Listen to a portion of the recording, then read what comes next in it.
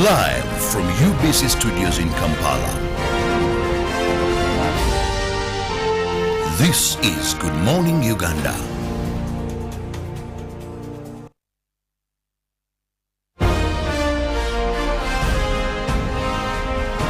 Live from UBC Studios in Kampala. This is Good Morning Uganda.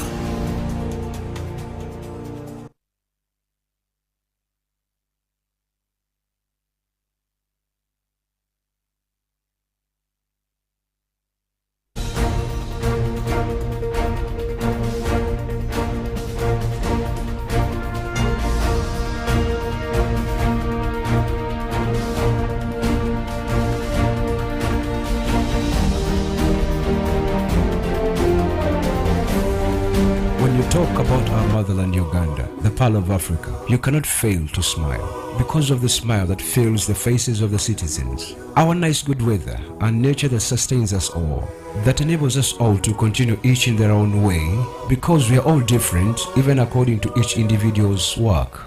But what joins us to become one person is the sweetness from the flavored drink Alleluia Jingati drink and Alleluia Tamarind drink.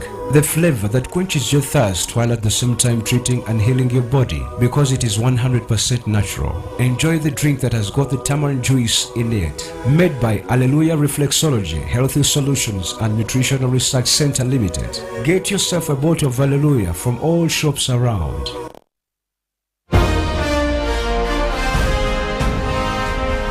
Live from UBC Studios in Kampala. This is Good Morning Uganda.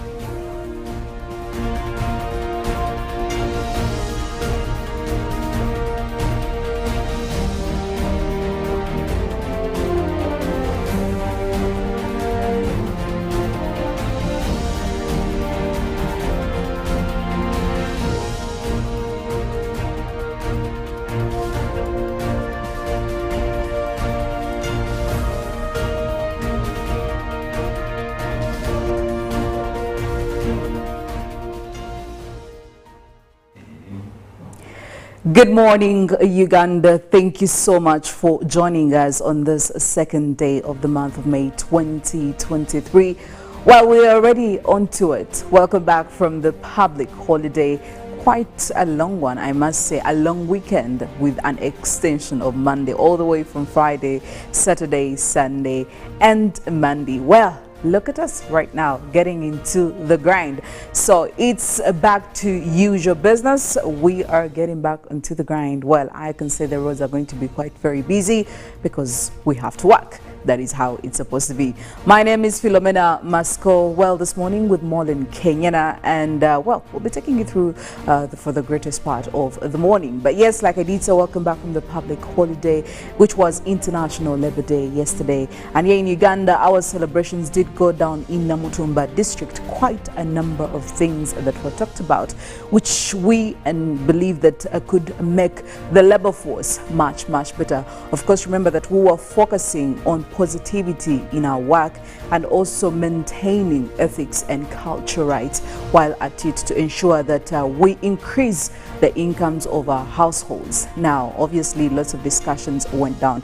But also speaking of work, there is quite an interesting thing. The legislators that are representing the youth in Parliament, Mollen, have come out to ask that government should always try to ensure that they create about 1 million jobs every single year. Why? They believe that this would be the solution to the unemployment rates that are really growing every now and then, especially amongst the youth group of Uganda.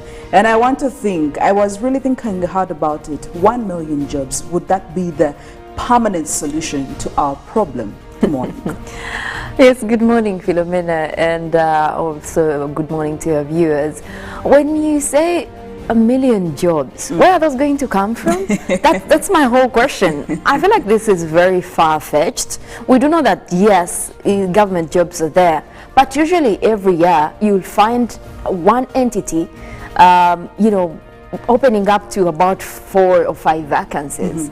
And that is just probably once in 2 years. If you look at the recruitment process with most of these government organizations or ministries, it's rare that they are even out there or even looking for external staff. Most of them will actually be promoting the internal staff. And that is where you have a problem, because then you have people that are just sneaking in the ones they know, and then before they actually announce for internal whatever advert, that person is already integrated in the internal staff, probably as an intern or whatever. Yes. So I think that is really something very far-fetched. I don't think there will be 1 million jobs. But yes, our minds are in the right direction. I mean, the intention is right, but how the how part of it all is a little bit questionable. The reality of it is something I don't believe in. Even 100 jobs right now, if we're going to say every government entity right now, even if they were to do any external advert to get new people in, I am telling you, it wouldn't even make 100.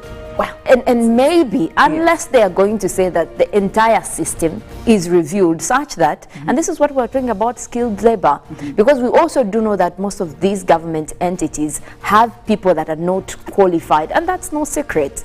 So unless you're going to review all the recruitment process and go back and see, are these the right people doing the right jobs, people's job descriptions and the qualifications should really be matching. Unless we establish that, then we take out the people that are not supposed to be in such organizations, then we can have room to open up to actually the skilled people who should be doing those jobs. So I think that should also require that we sit back, review most of these organizations, even the number of employees. Yes. The recruitment processes really have to be reviewed, because at the end of the day, there are very many loopholes, and trust me, where there is a loophole, there is always that one smart person who is going to take advantage of the loophole, and I mean, it will benefit them. So if we don't review the recruitment processes, but I'm also looking at maybe looking at it from the private sector, because we do believe we have to acknowledge that the private sector also contributes a lot when it comes to creating of jobs and whatnot. So there is a lot that we have to look at from all corners. But while we are at it, Mollen, rubbish has become a problem in Kampala, and His Excellency also has noticed that, and he's disgusted. He's really typically disgusted, and he came out to give a directive saying that, listen, for every town in Kampala here, okay, I think we need to have a rubbish collection point. Now, this rubbish collection point for every town has to be emptied at least 3 times a week, okay? In a week? Yes, in a week. And depending also on the volume of the rubbish, meaning that if it is actually a lot, if we are seeing mountains and mountains of rubbish in these places, they should be emptied more than 3 times.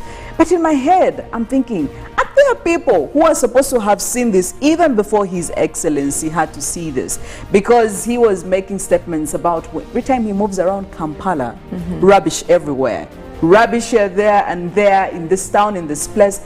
And I'm wondering, are there people who are not doing their job? No, there is a full authority that is supposed to overlook stuff like this. Why would His Excellency come out to actually say something like this? Because where are the people in there? And I don't want to say this is a very small issue, you know, to be talked about. But by the time you have the head of state having to address it, I am sure there are authorities who are supposed to do that. This is just so bad. For Kampala, obviously, we now focus our eyes on KCCA. We do know that there is an entire department meant to overlook the cleanliness of Kampala city. Now, it's just unfortunate that some of the things we have to wait for, you know, for example, the president to talk about it, for even the authority like that to realize they have not been doing their job. There has been garbage collection points in Kampala, but I don't think that a lot of people consider them as collecting points, because either they're hidden or they are too few that it's very hard to notice that it is anywhere. And even then, talk about the emptying process. I don't think even 3 times a week would be enough. That is something that they will have to look into, because if you're asking everyone to really get garbage into that collection point, it means that it's going to get full quite often. So you need at least maybe once in a day to have the authority have people collect this garbage. And every city here, every city within Uganda has a city council. And these are some of the activities that are supposed to be done or overlooked by the mayor in most of these cities and towns to see that the city is clean. I don't know why, as Ugandans, we have also failed. Yes, we can put the blame on the authority and the city council, but individuals. We have failed to manage our own rubbish, our own trash. Look at Rwanda. And I think we always give Rwanda as an example, because for them it's not even about the city enforcing it or the country enforcing it. The Rwandese themselves, they just, like you put it clearly, they are disgusted by all that. Someone would rather carry their trash from the border point to where they know that this is okay. I will tell you why they do that. It's because of the system that is in place. If there was no strict system, trust me, you'd be finding trash right at the border. But because they know every action has repercussions, they are forced to be responsible. And I guess the people who implement these systems, and this is where the credit goes, because it doesn't really count if you put systems in place and there is nobody that is going to implement them. I mean, how many times have we talked about rubbish being thrown all over the place, around Kampala, around the metropolitan area? The systems are there, but who is going to implement them? And I think that is where the weakness heavily lies, the implementation. So maybe if we had like serious repercussions, trust me, we would be very responsible. Should Ugandans. we maybe borrow something from Rwanda? We need to borrow, we need to go very hardcore on people who are, you know, throwing trash and garbage all over the place. So it's just bad. Really, really bad. And I was also excited on what the president did point out yesterday during the Labor Day celebrations. He did talk about exposing the corrupt. Yes. And he's saying most of these should not even be taking position of power. They should actually return things they have stolen. And those are the people that he doesn't want to work with. Talking about the corruption, he also talked about the investors. He wants to create another anti-corruption unit whereby he's actually putting a direct link between him and the investors, because he's also said there is a notice that Ugandans are actually they are actually that corrupt that they will create a link to and extort some of these investors. I mean, it has happened. Yes, this is Ugandans. They will actually also extort someone who is coming to probably invest in Uganda and make a contribution to the economy. And now, I don't know how fair it's going to be, but once we have another anti-corruption unit specifically dealing with that, he believes we will have better opportunities with most of these investors coming along and of course creating more jobs for Ugandans. That is the hope. Now, we know that also the first anti-corruption unit is there, and among which it has actually contributed a lot to the exposing of the Iron Sheet saga. But I think our question is still, what happens after most of these units come up and say, these are the corrupt people? Because I think we lack the action after they have been exposed. Still there when we also have corruption cases within the anti-corruption units. So how do we deal with that? We still have a lot of issues to deal within the units before we even extend it. But hey, it is what it is, and I can say there is still quite a lot that we are yet to do. Corruption amongst very many other issues. But anyway, for now, we'll be getting into some of our stories locally and internationally, a number of them making rounds here in the country. And we'll be taking you through some of the Mollen what's going on locally. Well, in the local stories, we start off with President Yoweri Museveni, who has warned political and civil servants who are corrupt. Now, he says evidence shows that there have been a major setback in the country's journey to development, and Museveni was addressing this year's International Labor Day celebration held in Namutumba district. And in another story, at least 305 Uganda Police Defense Force non-commissioned officers, NCOs, have graduated after 6-month basic intelligence course at the Military Intelligence School, Mijera, in Nakasongola district. The Chief of Defense Forces, General Wilson Mbasumbadi, said the institutions like UPDF need extension of the eyes and ears to make the right strategic decisions. Now, away from that, troops from Uganda contingent serving under the East Africa Community Regional Force have today, that is yesterday, deployed in the key areas of Mabenga following a reconnaissance which the contingent conducted on Sunday, April 23rd, in the general areas of Kahunga and Mabenga to facilitate the execution of the mission of the East Africa Regional Force in North Kivu, DRC.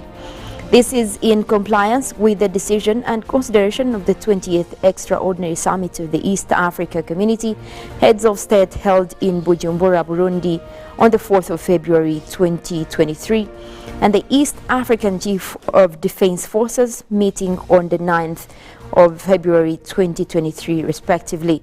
Now, the summit directed for the serial withdrawal and deployment of the East African Community Regional Force and deployment of the troops in areas vacated by M23. Now, the M23 have withdrawn from Bunagana, Rutshuru and the territory Kiwanja and Mabenga general areas to enable the monitoring of peace process and report violations. Now, lastly, in the local scene, the Chikube resident district commissioner is stuck with the body of an 85-year-old woman who is part of the over 1,000 people who pitch camped at his office after the 2013 mass eviction from their land located in Bukinda, Changwari by the office of the Prime Minister. Now, for the last one, the deceased has been among the many homeless and landless people pitch camping at the RDC's office in Chikube district. However, since last year, 7 people have been reported dead in cold nights on the veranda of the DRC's office.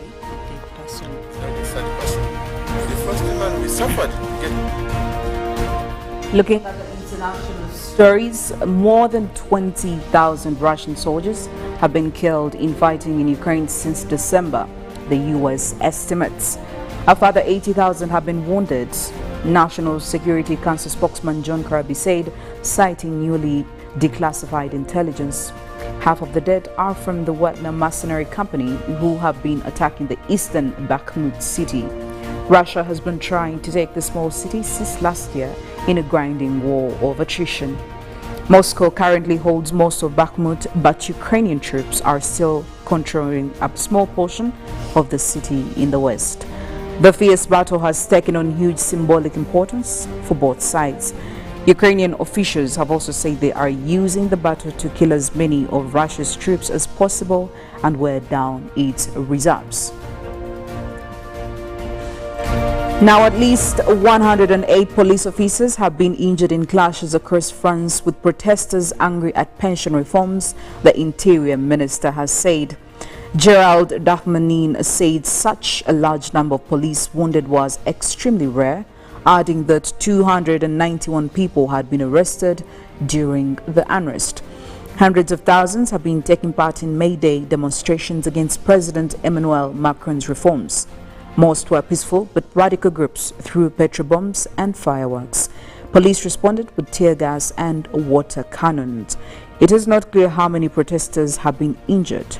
Prime Minister Elizabeth Borne tweeted that the violence was unacceptable, while also praising the responsible mobilization and commitment of demonstrators in numerous cities. This is the latest day of mass action against changes that raise the state pension age from 62 to 64. Trade unions want them withdrawn. Back in Africa, more than 800,000 people may flee Sudan as a result of the ongoing conflict, the United Nations Refugee Agency has said, including Sudanese nationals, and thousands of existing refugees are living temporarily in the country. In consultation with all concerned governments and partners, we've arrived at a planning figure of 815,000 people that may flee into the 7 neighboring countries, Raouf, the UNHCR Assistant High Commissioner for Refugees, told a member state briefing in Geneva, Switzerland. Some 73,000 have already left Sudan, he added. Now, his estimate includes approximately 580,000 Sudanese, while the others are refugees who had settled in the country for safety. UNHCR Chief Filippo Grandi later said the planning figure was indicative. We hope it doesn't come to that, but if violence doesn't stop, we will see more people forced to flee Sudan seeking safety, he said in a tweet.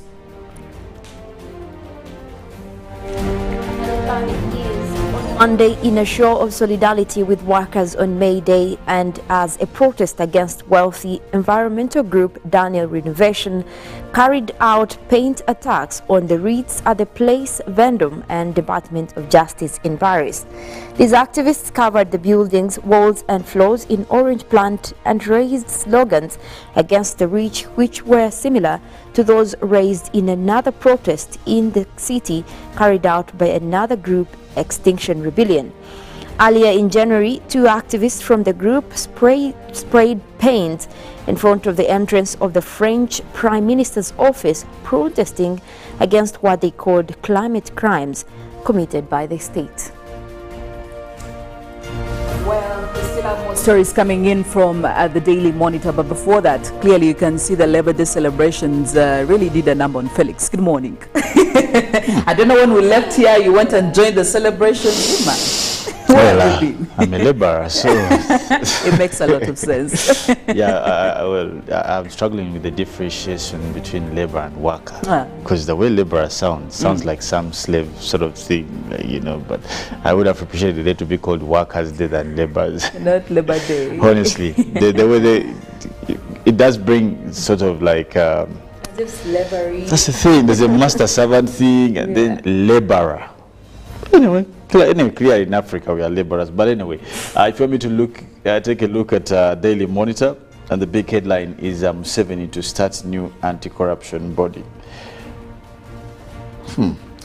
Parliament to retable anti-gay bill. Okay. And of course, still in the papers, you're looking at Kasese, floods claimed 5 lives in 1 week. That's quite sad. And Nema drive on dustbin starts today.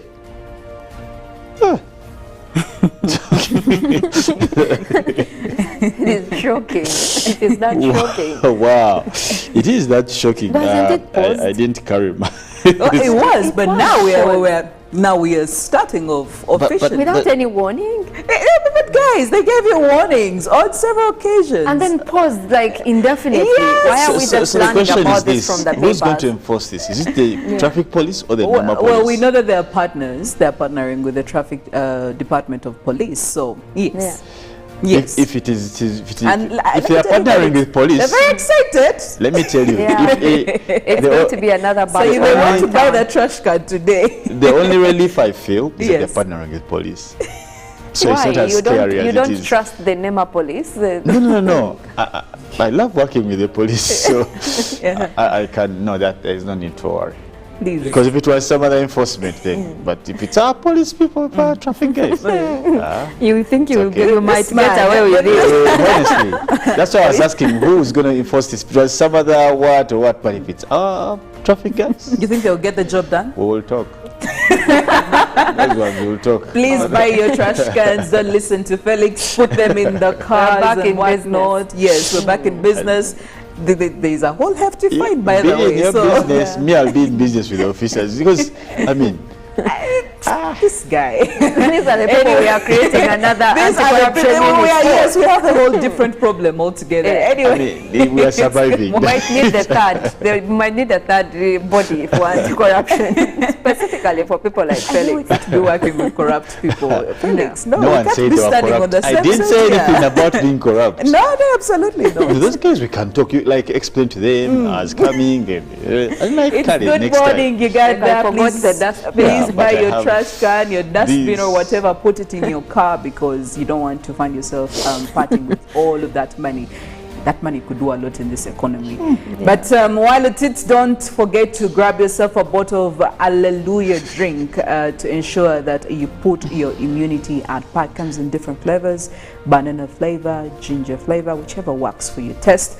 well, you can go with that. But we'll go for a break right now. When we get back, we'll be having more interesting conversations on our GMU agenda. Remember that we are also on our socials, Twitter, hashtag UBCGMU. Make use of that hashtag and let us know, be part of our conversations we're going to be having. But also our WhatsApp platform number 0709 602 592 is open for you to partake in our discussions.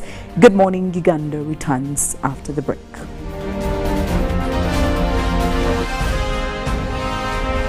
Live from UBC Studios in Kampala.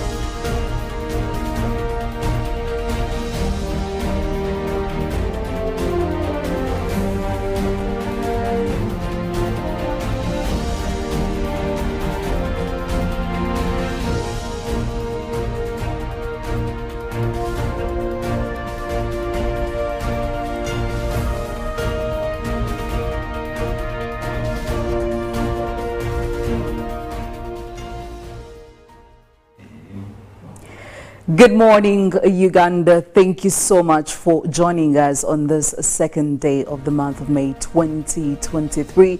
Well, we are already onto it. Welcome back from the public holiday. Quite a long one, I must say, a long weekend with an extension of Monday all the way from Friday, Saturday, Sunday, and Monday. Well, look at us right now getting into the grind. So it's back to usual business. We are getting back into the grind. Well, I can say the roads are going to be quite very busy because we have to work. That is how it's supposed to be. My name is Philomena Mastiko. Well, this morning with Mollen, Kenyena, and well, we'll be taking you through for the greatest part of the morning. But yes, like I did say, welcome back from the public holiday, which was International Labour Day yesterday. And here in Uganda, our celebrations did go down in Namutumba district. Quite a number of things that were talked about, which we believe that could make the labour force much better. Of course, remember that we were focusing on positivity in our work and also maintaining ethics and cultural rights while at it to ensure that we increase the incomes of our households. Now, obviously, lots of discussions went down. But also speaking of work, there is quite an interesting thing. The legislators that are representing the youth in Parliament, Mollen, have come out to ask that government should always try to ensure that they create about 1 million jobs every single year. Why? They believe that this would be the solution to the unemployment rates that are really growing every now and then, especially amongst the youth group of Uganda. And I want to think, I was really thinking hard about it. 1 million jobs, would that be the permanent solution to our problem? Good morning. Yes, good morning, Philomena, and also good morning to your viewers. When you say 1 million jobs, where are those going to come from? That's my whole question. I feel like this is very far-fetched. We do know that, yes, government jobs are there, but usually every year you'll find one entity, you know, opening up to about 4 or 5 vacancies. And that is just probably once in 2 years. If you look at the recruitment process with most of these government organizations or ministries, it's rare that they are even out there or even looking for external staff. Most of them will actually be promoting the internal staff. And that is where you have a problem, because then you have people that are just sneaking in the ones they know and then before they actually announce for internal whatever advert, that person is already integrated in the internal staff, probably as an intern or whatever. Yes. So I think that is really something very far-fetched. I don't think there will be a million jobs. But yes, our minds are in the right direction. I mean, the Maybe. intention is right, but how the how part of it the all reality is a little of bit it, questionable. The reality of it is something I don't believe in. Even 100 jobs right now, if we're going to say every government entity right now, even if they were to do any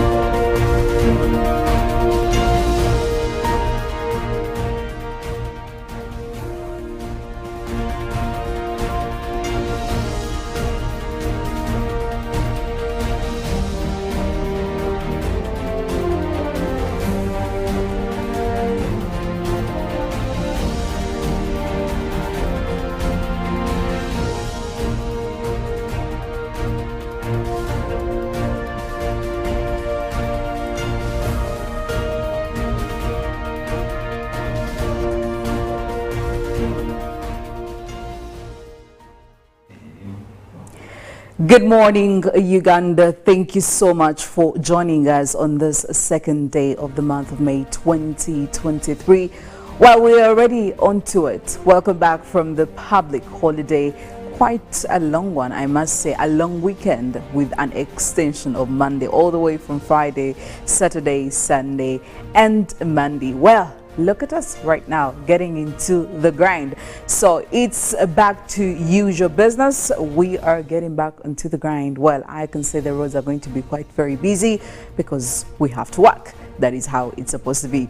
My name is Philomena Mastiko. Well, this morning with Mollen, Kenyena, and well, we'll be taking you through for the greatest part of the morning. But yes, like I did say, welcome back from the public holiday, which was International Labour Day yesterday. And here in Uganda, our celebrations did go down in Namutumba district. Quite a number of things that were talked about, which we believe that could make the labour force much better. Of course, remember that we were focusing on positivity in our work and also maintaining ethics and culture rights while at it to ensure that we increase the incomes of our households. Now, obviously, lots of discussions went down. But also speaking of work, there is quite an interesting thing. The legislators that are representing the youth in Parliament, Mollen, have come out to ask that government should always try to ensure that they create about 1 million jobs every single year. Why? They believe that this would be the solution to the unemployment rates that are really growing every now and then, especially amongst the youth group of Uganda. And I want to think, I was really thinking hard about it. 1 million jobs, would that be the permanent solution to our problem? Good morning. Yes, good morning, Philomena, and also good morning to your viewers. When you say 1 million jobs, where are those going to come from? That's my whole question. I feel like this is very far-fetched. We do know that, yes, government jobs are there, but usually every year you'll find one entity, you know, opening up to about 4 or 5 vacancies. And that is just probably once in 2 years. If you look at the recruitment process with most of these government organizations or ministries, it's rare that they are even out there or even looking for external staff. Most of them will actually be promoting the internal staff. And that is where you have a problem, because then you have people that are just sneaking in the ones they know, and then before they actually announce for internal whatever advert, that person is already integrated in the internal staff, probably I'm excited to have about corruption. Every Every time I hear corruption, I don't know what to say, and yet I feel I have a lot to say. I am always held in I'm always held in such a interesting position, and I'm pretty sure, just like me, very many Ugandans out there, even our very own leaders. Now, yesterday we did have our celebrations. trying to, you know, acknowledge and appreciate the work and sacrifice of all workers. Now, His Excellency did talk about something very, very interesting, amongst others anyway. And he did say that he came out to warn political and civil servants who are corrupt. Corruption was quite a big topic of conversation while at it. And I mean, why would you not talk about corruption if you're talking about work here in Uganda? So he had a lot to say, and he says that evidence shows that there have been a major setback in the country's journey to development. Now, while at it, he did come out to mention that he wants to start a new anti-corruption body. Now, this one is specifically going to deal or to create a link between him and the investors, because he has come to a realization that very many people are taking advantage of the fact that we have investors in the country, and there is a lot of bribery that is involved in there. There is a lot of corruption. And indeed, when he says that corruption has deterred development, we know that investors, the ideal investors, would actually be contributing something to the investment. But apart from the other ones that we always question here and there. So this body here, Felix. The vendors. Yesterday you said they do what? They vend. Bagia vendors. The bagia vendors and whatnot. But yes, this anti-corruption body, I don't know, even before we get into all of that, what do you think actually enables people, what gives them the authority and the audacity to go and bribe the would-be investors? Like, how do we start with this? What causes this? Is it because the failures, we don't have a standardized form of dealing with investors? And even if we did, is it that it has loopholes in it? Because why would an ordinary person deal with an investor that we think is going to contribute quite a lot of income to our country's economy? Is it a failure in the system, or, you know, what could be, you know, the problem? Well, of course, such a statement leaves us to wonder a lot, because with the existence of institutions, one, a full ministry that has a minister directly dealing with investors or investment. You have a full authority, Uganda Investment Authority. You have about 4 or 3 other authorities, the Uganda Planning Authority. You have you have the URAs, the Standard Bureau, the Registration Service Bureau. Yes. All these ones have a direct relationship with investment. And you wonder why someone will not use those channels, all of those other institutions, yes, and go for Mr. X. The one who can get him to see Mr. Now, President. The question is, and that's the irony. That's the irony.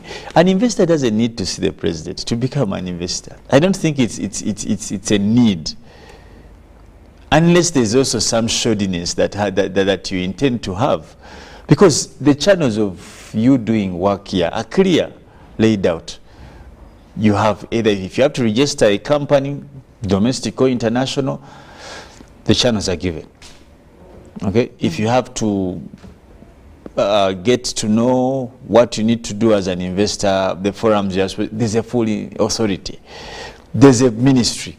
Now, why are you struggling to see the president?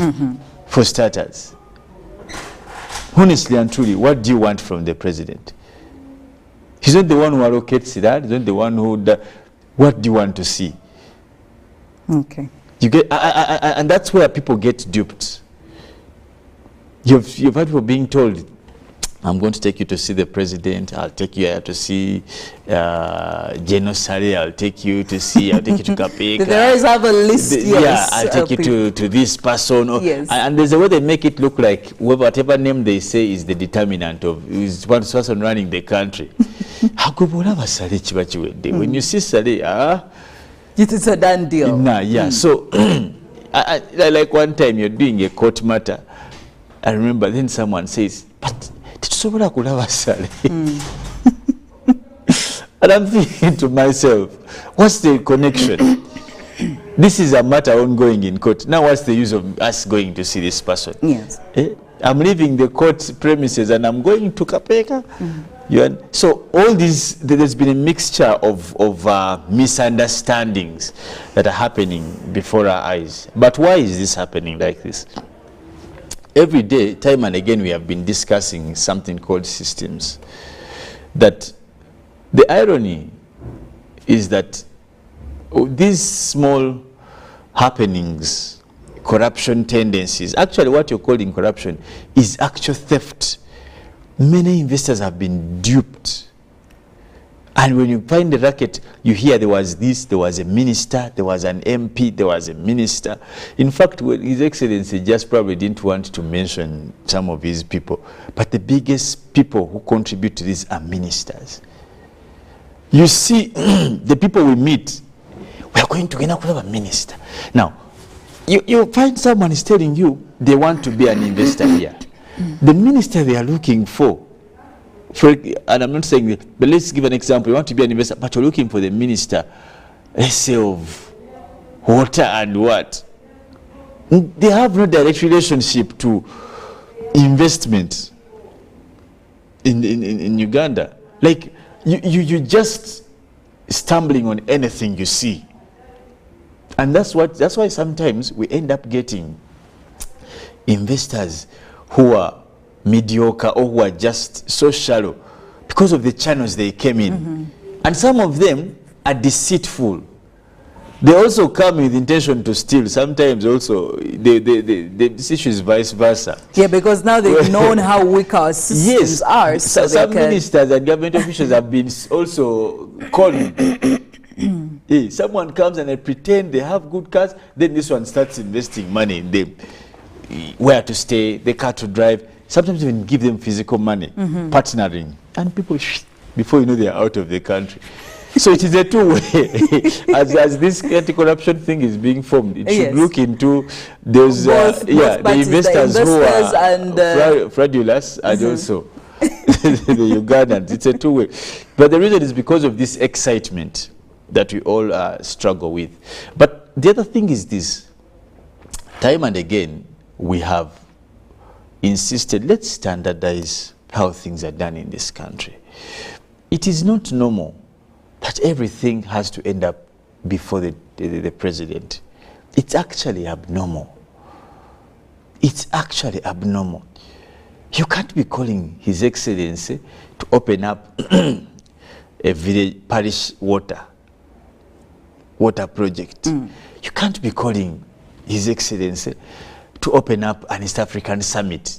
You know, he can't be leaving an East African summit or an AU delegates meeting somewhere, African Union, to rush and come and start officiating a village laying of a stone of a health center. I mean, you can't even let His Excellency deal with the issue of even rubbish. The small things. How? For example, how does last it get time to that point? you wrote an executive order to the I think the cities, and His Excellency, it had to be him to write about rubbish, and look how he did. And he wrote and said, I have observed every time I meaning it has been happening for a while. Yes, I drive around town, the humongous amounts of rubbish.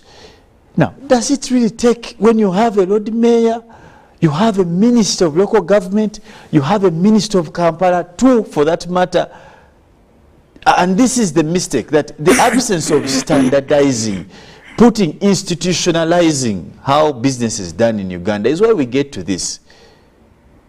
Now, honestly, why would the president be dealing with matters of investors? I've just broken some of the bodies that can directly deal with them. There's a process. So what is the investment authority doing?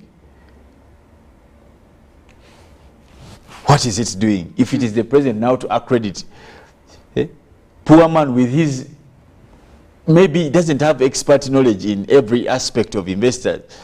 That's why people end up here coming and cooking bagia and pancakes. Because for them, they'll come and they can hide and they can say, we are bringing a new recipe.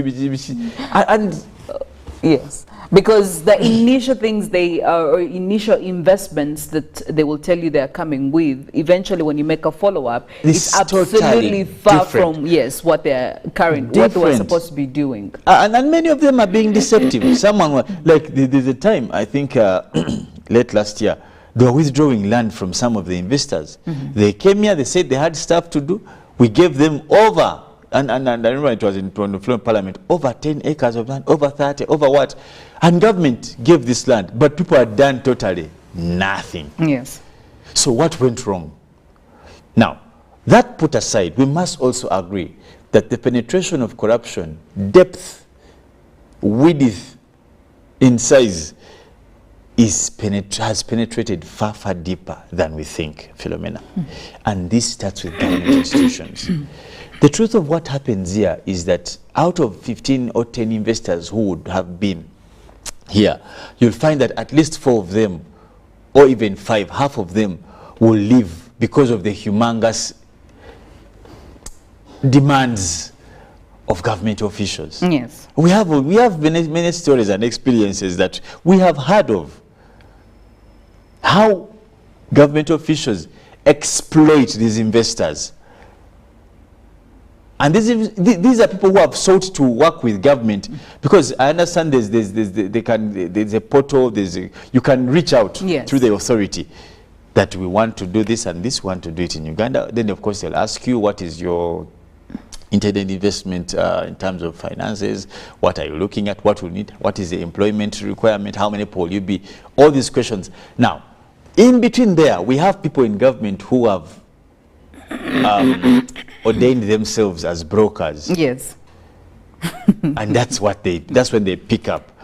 Probably we have also to clean up the authority. Also asking, does the system really, is that okay? Is that legal? Come on. Having brokers because why is this, for example, why is Uganda Investment Authority looking at all of this? And it seems because by their response, you actually think they're okay with this kind of setting. Are they the problem? Are these people making deals with, because I mean, somebody would be pushed to think that if UIA is just looking on, maybe there is a partnership between the so-called brokers and UIA. I mean, somebody would actually interpret it like that. It's what I'm saying. Yes. Honestly, like, did it have to take the president to raise this?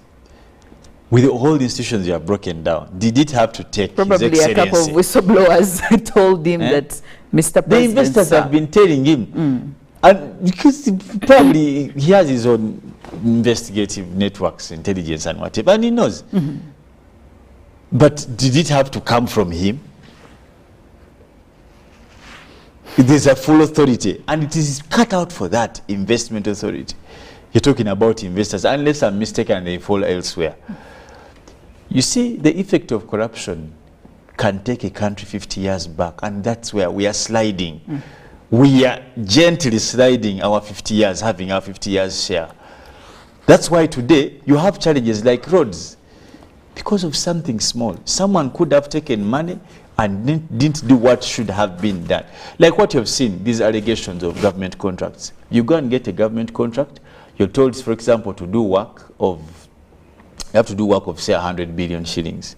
But before they give you this money, the members of parliament who passed it on the commission want, maybe the minister will take, the PS will take.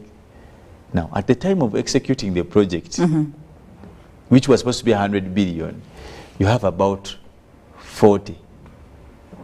But you have to do the work because you are desperate. I don't know if I call that desperate, say, or also an accessory, because you are in this together. Yes. Honestly. Now, that's why things never get done. We have had stories here of investors who have come. There's a project that's told around Bombo about an abattoir and what. But the story behind it is funny. One lucrative minister, one individual comes and tells an investor, I want to be part of this and I want a percentage share. Now, someone just walked away and went back with their money. Yes. And these cases are just recurring one after the other. You can, all our viewers have heard of such stories, and the government is aware. But all these ones are government officials. In fact, as I've been telling you earlier, that's more the argument we had, that for me, you can't tell me that Ugandans, don't put us in your mud. The ordinary Ugandans? You can't say, where are you going to find an investor? Because they cannot access the ideal investors. Let's be honest, yes. Where? I don't know, if you leave these investors who bring 1 million, those ones, even us that we qualify. Even us we qualify, even women in markets have more capital. They have way more than that, actually. So, those leave these investors which we rub shoulders with everywhere in the country. But I'm talking about investors who have mega, real legitimate people who invest over $50 million, over 120, $1 billion. Where are you going to meet this person, poor Philomena? Your movements are Naira Avenue. What is that road? Kampala Road, Naira Avenue, home. Where are you going to meet them? The truth of the reality, let's stop blaming Ugandans. The Ugandans. These are government officials.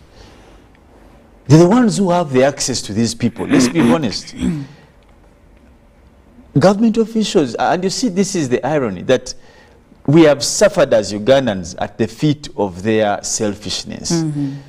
You chase away someone who's going to employ over 4,000 people. Who will forgive you? Even God will not forgive you. There, even if you go to the Pope.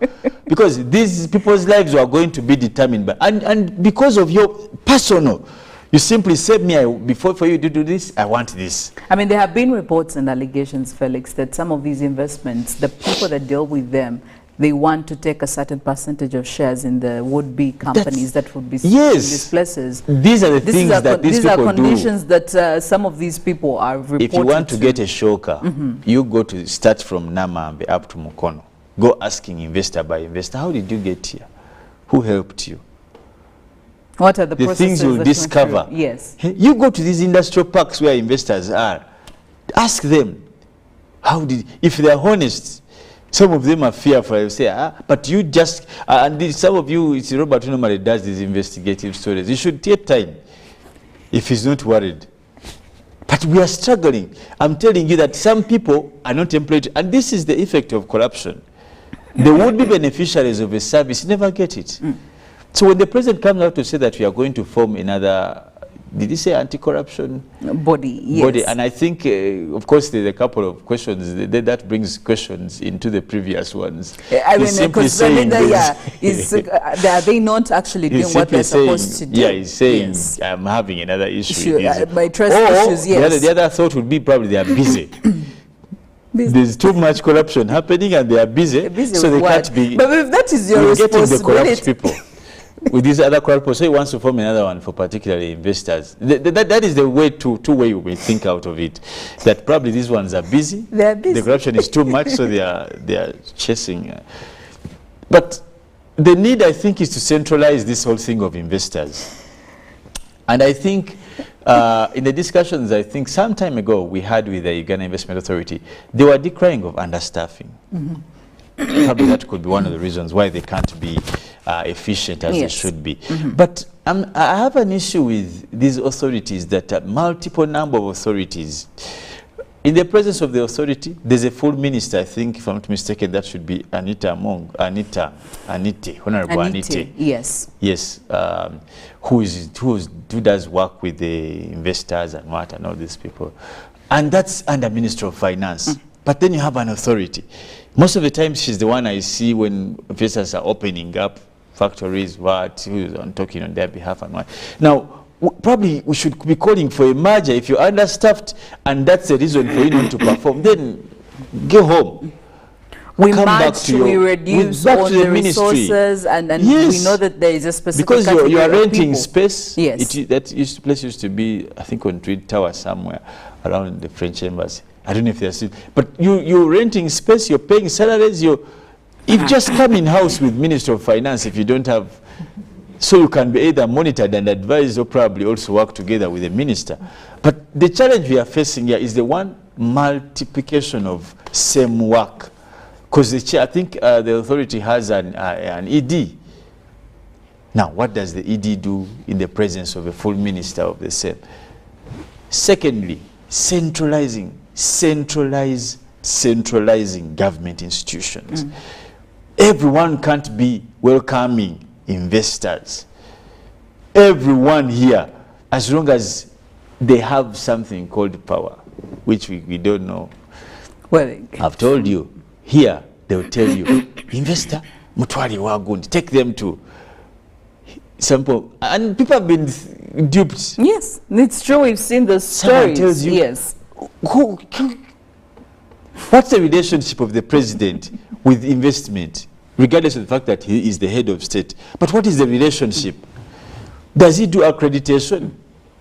Does he have the expertise? But isn't that why he put authorities all these in bodies? place? Yes, yeah, to do that. and the yes. ministry with a full minister, because we appreciate this. They are experts in that, in terms of financials, in terms of your capability. But you can't be saying that for you to invest in Uganda, you have to go to Entebbe or probably we have to go to or State House and Nakasero. whatnot. Yes. And that's where it all starts. And because of that creation, now you aid corruption. Because whoever can help you see now the head, the big man, will also exploit that. We have seen people that have been charged to go and see His Excellency, like paying some money, and probably the president did not even know about all of these things, and now that he comes out to talk about them. Man. Yes. Well, we're looking He at just finds people in this sitting room. taking another turn on corruption, where President Museveni has decided to come out with a different strategy to deal with corrupt public servants, but also talking about how corruption is eating up investments or investors here in Uganda.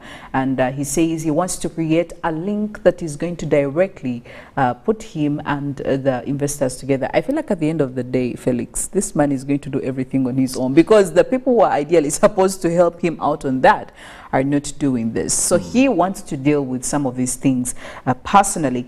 Well, regarding that, I do have Isaac here, Lulaba, saying we all agree that corruption is an enormous challenge facing us. And since it's operationalized through clandestine conspiracies, it means that any existent anti-corruption measures need multiple countermeasures for sure. So we need to trust the president. Please, do we actually believe we need the numerous ways of fighting all this corruption? Yes. Because clearly there is necessary. very many types of corruption we are dealing with. Yeah, and they always change faces. Today it will manifest in this, tomorrow. So probably some of them you're not sure this is corruption or not, but when you dig deep down, you're like, oh wow. But you see, this conversation about corruption has been very consistent, and our approach though has not been consistent. I think that's also the other challenge we face. If we choose to have this discussion become more consistent and directed, for example, like this whole thing of the iron sheets, it was starting to take shape, not until the shape was lost. I don't know what happened, but not until before we knew the shape it became a mobile. It became shapeless. Yes. It was beginning to take shape. Now, the only way to fight corruption is ideally what one would call that there must be accountability. But people don't. Accountability is the best way to fight corruption. That Philomena, you took this, where is it? And those are the questions that were being asked by the officials in terms of this Kitutu thing, Mabati saga. We gave you iron sheets for A. Why are they not in A? The very simple question, even a child can answer. They either fell, they evaporated, they got lost, or they stole them. Simple. Yes. Now, that's and that's why, you see, when His Excellency comes out, some people don't find it that it will make much a difference because of how the previous matters have been dealt with. How have you dealt with the previous matters? They will help us, or they will inform us on the trust we have to put in the next. Most of the names that are dubbed in these investment things are big names. For fear of contradiction, we can't mention some names on air. But you've had big names, big names. The big question is, who? How do we deal with the big names? Because these are government officials. As I've told you, and you not hear just ordinary government officials. Yes. Because I mean we have several government officials. Extraordinary. That will just be grabbed in one night, in a couple of hours. And then they start saying, I've been baptized with fire. Who took you for baptism? Hey, it is in church we say that is sacrilegious. We just say you go and struggle with your sacrilegious. So those ones, but there are people who you will talk about, and that's all you'll do. So that and the fear is there because of the direct intertwinement of politics in state administration. The challenges of cadreism, things we have talked about in corruption, that some people will equally just come and say, these iron sheets I got have legs, they moved, they came. And that kind of nonsense is let go like that. So the fear is there that unless we also have the will to touch the red buttons, because they are quite also becoming many lately. Yes. And they're evident in many small things, very small things. So Philomena, for you, when you hear the president coming out, and I like the fact that for him he's not fearful to mention time and again. And he's telling me I won't get tired to say this again and again and again and again and again. So what's left for us to do? It's sad that the people who should be assisting the president don't do anything. As I've told you, just last week, and in fact you brought it up, an executive order about rubbish. Yes. Rubbish. An executive rubbish. order, yes. And it had to take His Excellency the President, the fountain of honor, to write an executive order about rubbish. And then he gave 6 months. And here's the interesting thing about that, Felix, because even some people in this have come out to ask for now funds to ensure that that happens, to ensure that the directive is executed after 100%. And I also want to report to the President, I think these people you choose don't fear you. I think they just don't fear the head of state. He may not know, but me, I'm reporting to him. These people don't fear the president. The president will say something today and tomorrow. People will repeat the same exact thing. Well, there is feedback here coming in. I do have George Wangule talking about how corruption actually already is, the president needs to check the people closest to him and even zero down to all these institutions. Now, whether he creates a link or not, he still needs people to help him out. Now, those people will also be corrupt if he doesn't check them. So at the end of the day is that we are having trust issues around each and everybody. There is nothing that is guaranteed about that. Of course, as they say, beaten once. Well, there is Michael Bangine saying that this could maybe help if there is a direct relation to the president and the investors without having to deal with brokers. Brokers are the main problem in this whole system.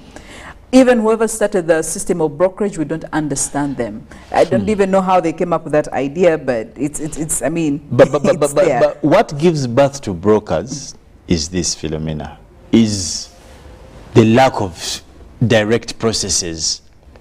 Now, the only reason why you need a broker, for example, to get, for some of you who get houses, is because you don't know the owners of the houses. Yes. But if you had a platform where you can go, let's say internet, and look for landlords, why would you need a broker? But because there's an opaque existing curtain or something in everything that is done here, because you know when you go to the authority you want to get help, you go to the ministry, probably you meet, that's where you meet the brokers or even the authority. The brokers are not far from government institutions, probably they live with them, maybe they're even inside the government institutions. Because as I've told you, where do you meet? An investor doesn't come on Entebbe Airport in Kapande. They don't come when they are branded. Investor me, I'm investing in chicken, I'm investing. No. It's after they declare, then the brokers come in. Some of these people are broking in government offices. I mean, we have previously heard how the people who broke jobs, okay? For me to get you a job in this office, you have to pay this amount of money. How did because they know it that starts job? right from that point. How do they know there is a job placement? Why are you not advertising? I mean, yes, why are you not advertising? Why you? Because strictly, and I remember you making a statement where you know that even when you look at the recruitment processes, there is why you actually go and do headhunting. Yes, for particular positions. But there are certain positions where there is a system. Yes, but I mean, how many Ugandans have fallen victim of this? They will tell you, I can get you a job in this institution, in this government agency, ministry, department. They're not lying, but you're going to have to part, yes, with this amount of money. For as long as you put that money down, you will get that job. There are people who have gone through these systems. Systems, Philomena. Broken systems. If there's a right channel of how someone ends up in public service, why do I have to go for? And that it's a two-way. And some of these investors, as we blame these brokers, they are also lucrative. They don't want to pay taxes. They don't want to do the proper license. They want to do backdoor stuff. Yes. And we also have those kind of, like one time. Because it comes off as very just. It's a just in deal. Kalere, these Chinese who are manufacturing eggs. See, if you read, manufactured eggs, they were Chinese. And the police had to come in and to arrest. I remember that story. We only came in at the legal. But why you manufacturing? Like, I don't know. It was so disturbing. There's a time when the market was flooded with white shell. They are called shells, right? Yeah, white shell eggs are really, really white. So being manufactured. A G. Instead of, I don't know if they had hate. But it was happening here in Kalere, just after, I think, Kakamwesi, around somewhere there. That's where the Chinese had their. There's another one that they were doing fish. I think they were trying to, how they were doing fish.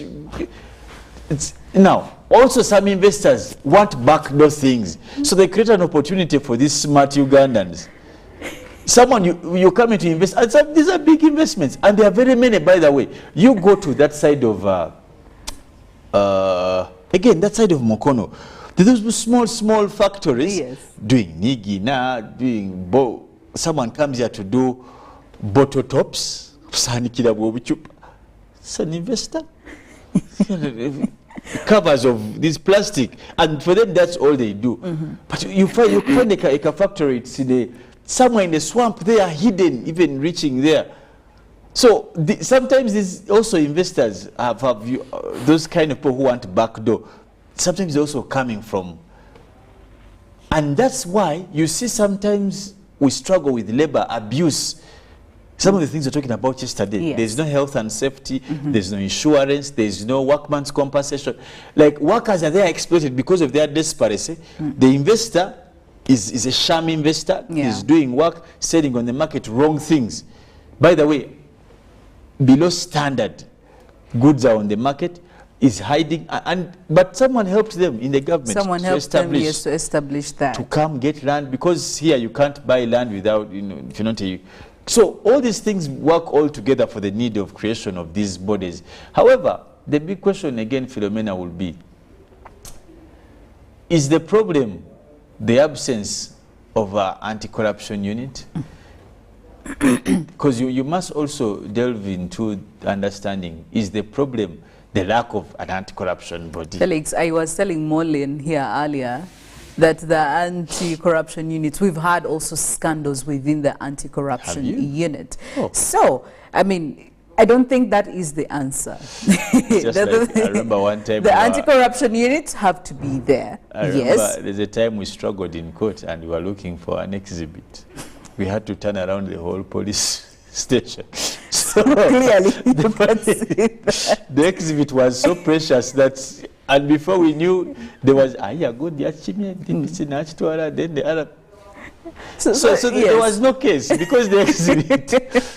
So when you talk about that, I relate to what we struggle with. Most times also we see officers taking exhibits, stealing exhibits. I remember even one time the IGP Martin Okoth-Ochola had an issue with, I think, opening up one of the, I think it was sort of like a conference for these officers. I told one of the DPCs, why are you here? You're supposed to be in jail. And the man was sitting in the front row, but how foolish that man was also. You know you have issues. And then the man told him, I'll be the one who stole the exhibits of that video was all over. I don't know if you missed to see that. And it told him this man should be arrested. So clearly you see. We are struggling with that. So when you talk about corruption within the anti-corruption bodies, it is understandable. And at this point, I'm really behind the president, saying he wants to deal with some of these things personally, because I think he's noticed that if I don't put my foot, forward, his foot is going. There is a lot that is happening. But anyway, his foot. Our conversation is still going on our social media. Please continue letting us know what you think. For now, we'll look at the big stories in the Citizen this morning. Why Samia is confident of sustaining yearly pay rises. Whoa, this is very, very juicy. I will respond to that much later. Chinese ivory smugglers beat to overturn 54 billion Tanzanian shillings fine flops, and how Mpanju's cage fishing business grew exponentially. And looking at investigation, Kenya starts autopsies of starvation cult deaths. And switching to the Daily Nation, Ruto's new salary plan for workers. Seems this could be the conversation that is going on the East African bloc. And he has quite a plan, I should say. You should check it out. And cult strangled members. Deadly beliefs where some of the victims of the cult operating in Kilifi's Shakahola village were killed by suffocating and strangulation. Post-mortem examination conducted yesterday on some of the 110 bodies exhumed has come out to reveal. So aside from starvation, some of them were actually strangled. And rivals dig in amid calls for restraint in terms of protests. And finally, Afrexim Bank disburses 408 billion Kenyan shillings loan to Kenya. Daily Nation, The Citizen, Daily Monitor, and the New Vision for you this morning. We're going for a break. Mollen is coming up next with more on weather and climate. Good morning.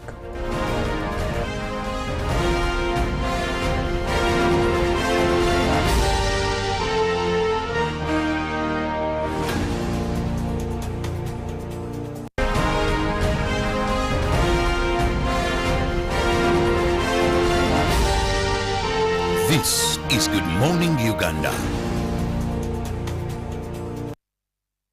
When you talk about our motherland Uganda, the pearl of Africa, you cannot fail to smile because of the smile that fills the faces of the citizens. Our nice good weather and nature that sustains us all, that enables us all to continue each in their own way because we are all different even according to each individual's work.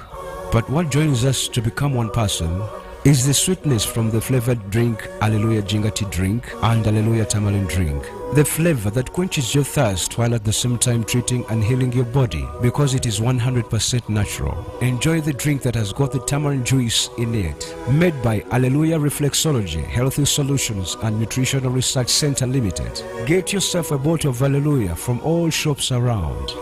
This is a quick call. I'm almost out of minutes. Now, the center. Why rush through such important conversations? Airtel Uganda has made it possible for you to call across all networks in Uganda at the best rates with the new Bona voice bundles. Stay connected anytime, anywhere, with minutes valid for calls on all networks. Dial *100*1#. Select voice bundles and select Bona voice bundles today. Airtel, the smartphone network. The Tales of Kasozi, brought to you by Uganda Communications Commission. Hello? This is Kasozi. How can I help you? Hey, Kaso's my brother. Long time. We last met when we were at campus. It's been a while, but you are the person I'm looking for. Campus? Really? Hey, you don't remember me? Okay, so how can I help you? I'm stuck in Gulu making millions and I need to urgently send money to my sick mother. But I can't find any mobile money agent near me. I've sent the money to your phone, as you can see the message. It might take a few minutes to come through, but I urgently need you to send the money to my mother. Let me send you her number and you send it to her chap. My friend, I'm afraid your mom is going to die. What? Because I don't know you, I never went to campus, and I'm also in Gulu. So can we meet at CPS, we talk about it? Stay tuned for what Kasozi does next.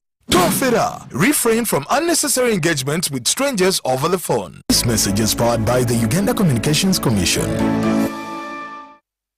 Glow as you are with the new Spark 10 series smartphone from Airtel in partnership with Tecno. Own the timelines with picture-perfect selfies using the 32-megapixel selfie camera, 256 GB storage, G88 gaming processor, and a strong battery to last the whole day. Tawakana. The Spark 10 smartphone comes with free 3 GB from Airtel and 100% bonus on weekly and monthly bundles every month for 3 months. So you can stay connected to a world of possibilities. Dial *100*5# to enjoy free data. The new Spark 10 is available in all selected Tecno shops countrywide. Airtel, the smartphone network in partnership with Tecno. Stop at nothing.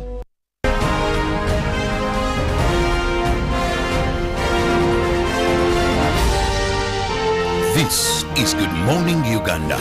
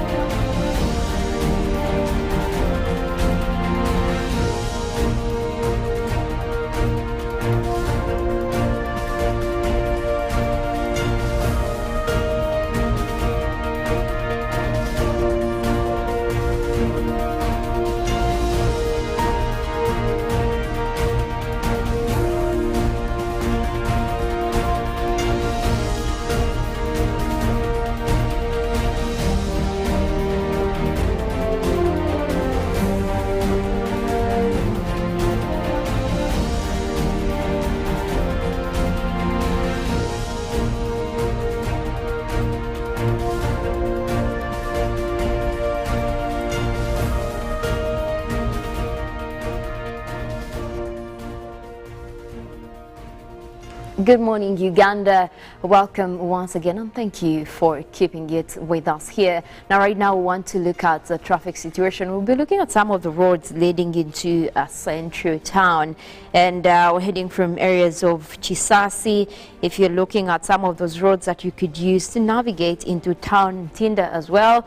And right now, we're having a little bit of build-up in terms of traffic from Chisasi, that is using some of the roads joining onto the northern bypass as well. That does actually get quite clear, just a few distances where you have and that is traffic building up along Chisasi Chanja Road. Other than that, it gets clear as you head onto the northern bypass, but also looking at areas of Ntinda. If you're also headed towards town, you might need to consider most of those roads around that area actually quite okay in terms of traffic for this morning. Now, that also does continue. Chanja Road has clear traffic for this morning. Kulambilo as well, as you're joining into Chisasi Chanja Road, that actually gets you into quite clear traffic as you head towards the Kampala Northern Bypass as well. Now, away from that, if you look at some of the joining roads, that is Ntinda Chisasi Road, you're looking at traffic that is building up, that is away from the Northern Bypass into town. You do have traffic that is quite over there. But then again, it does clear as well as you head more towards town, and that is also joining into some of the roads connecting there. Magambo Road looks okay this morning. You have Ntinda Kigoa Road that also has clear traffic for this morning. That should be easy for you to use as you head towards town much of today morning. You're also looking at most of the roads joining in. Wamala Road as well. That also does continue and joins into that is Bukoto Ntinda Road as well, where we're seeing some traffic that is building up away from Ntinda Chisasi. If you're joining into that is Ntinda Bukoto Road, you do have traffic that is building up across that entire area. It does also have a connecting area where you have traffic building up, that is Magambo Road joining into the Bukoto Road. You do have traffic that you might need to look out for and or even plan for if you were using that road to head into town. Other than that, you're also looking at the Upper Naguru Road. You have a little bit of traffic building up. That is as you head towards Chira Road. You do have a traffic that is kind of joining in as you head towards Chira Road. So that is one that you might need to look out for. That does continue all the way as you move into town. Heading towards areas of that is Wandege as well. If you're using the downer side, that will also have to take a little bit of traffic right there that is building up. So one that you might need to look out for, that is as you join into the city center for this morning. But also if you're using the upper road, that means joining into Yusufure, you do have clear traffic that is over there, that is away from the Mulago roundabout. You do have a little bit of clear traffic that is across most of that area as you come in from Chira Road, but Binaisa Road from the downer side looks to be having a bit of traffic building up over there. So that is one you might need to look out for. Otherwise, this fully looks quite okay for this morning. That does continue to join in. That is across Kampala Jinja Highway, and of course also does join into some of the connecting roads. Nile Avenue looks okay, and as well joining into Kampala Road for this morning. That looks to be quite okay in terms of traffic, as well as you navigate closer to a central area within town.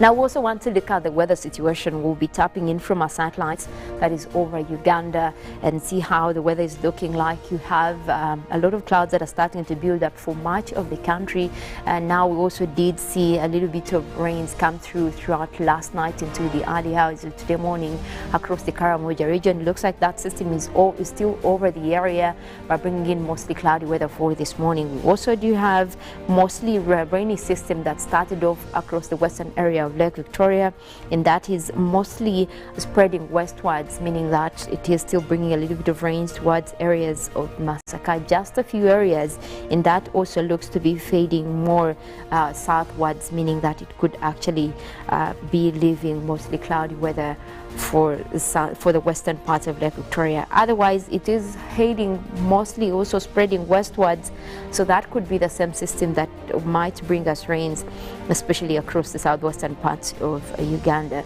We're also seeing cloudy weather for the central area that also takes in the capital Kampala, as well as areas of that is Mukono, Mpigi, Wakiso, as well as Entebbe. We do have those blue colors right there on the map showing more clouds that are intensifying, building up to wet weather activities that could be expected later on in the day. Also looking at areas of Jinja, Busia, we did start off with mostly cloudy weather.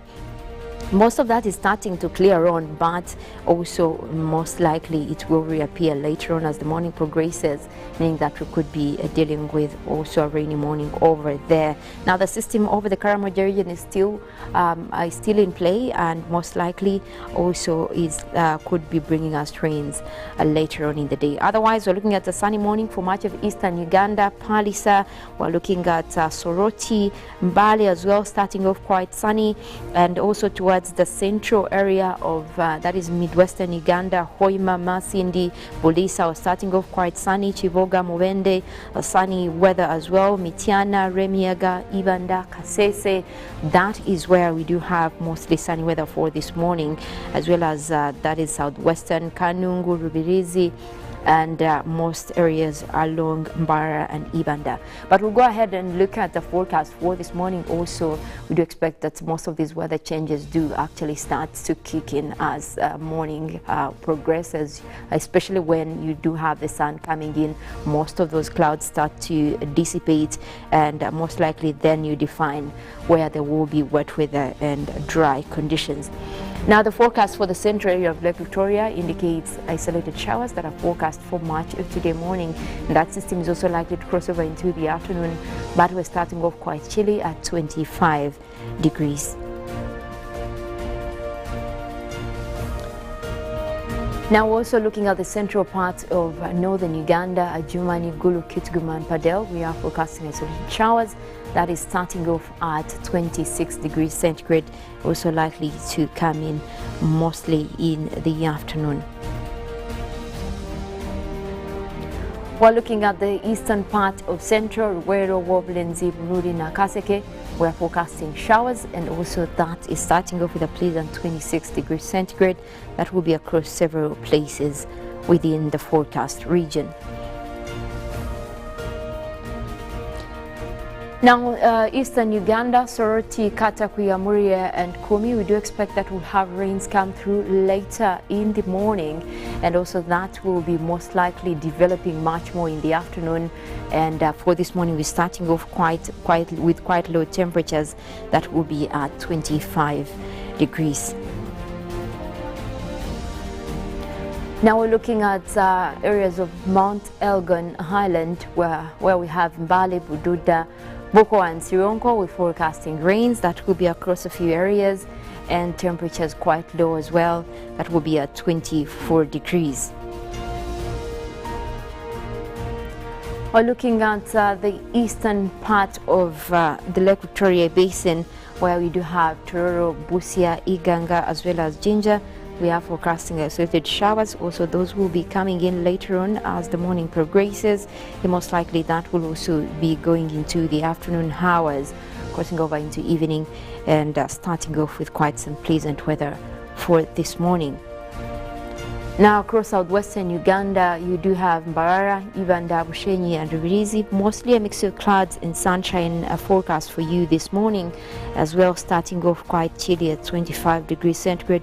We do expect that by afternoon we're also going to be seeing some rains develop over that region. Now we're looking at the western side of Lake Victoria. That is where we have Masaka, Kalisizo, Zimbabwe, as well as Rakai. We're looking at rainy weather that is forecast for that area, and also that will start off quite low with temperatures at 25 degrees centigrade. Now, looking at what we've been dealing with for this entire season, looking at the March to May first major rainy season over Uganda, we've also had to deal with extreme weather events, and most of these have been associated with flooding. We've also looked at landslides. We've seen a lot of that, especially across the mountainous areas of Kasese. And the report that just came through from Uganda Red Cross also does indicate that there was a landslide, and that is just or close to 18 hours ago, where one person was reported dead from the injuries, and 2 people were also reported injured, as well as a family of 7 that was displaced. That is after a heavy downpour across Butera village, and that is within Buhurira sub-county in Kasese district. That is where we also did have a lot of heavy downpour leading to such extreme events. Now Kasese has not has been dealing with most of these extremities, especially in terms of flooding and landslide. We know that it is a hotspot. Now they have had also a lot of instances in the past 10 years that has indicated intensity when it comes to flooding especially, and landslides. Now there's also a question of frequency. Looks like every rainy season we're dealing with more of these extremities, and obviously they are coming with destruction of property, and the worst or the sad part of it is that people are dying from some of these extreme weather events. Now contingencies is what has been asked for, even from these humanitarian organizations that do come. Most of them are coming after or in the aftermath of what is happening. But at least we know that these are the hotspots for flooding and landslides.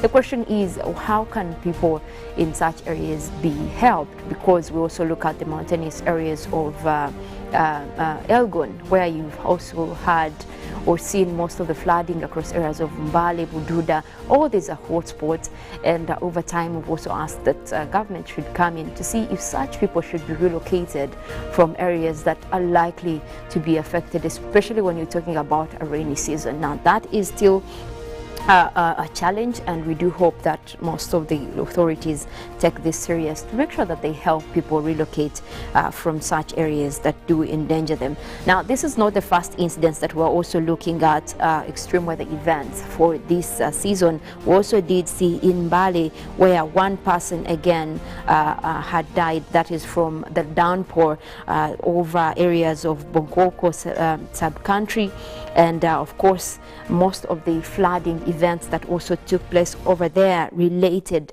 to, again, the frequency around mountainous areas. That is Mbale right there, and that was in Nambiti B village, that is Boshikori Paris in Mbale. So you're looking at most of these areas that still get to be affected in rainy seasons, and assessments have been done. You do see that even local authorities are involved. You do have police, you do have humanitarian organizations like Uganda Red Cross constantly coming in to assess the damage or help after.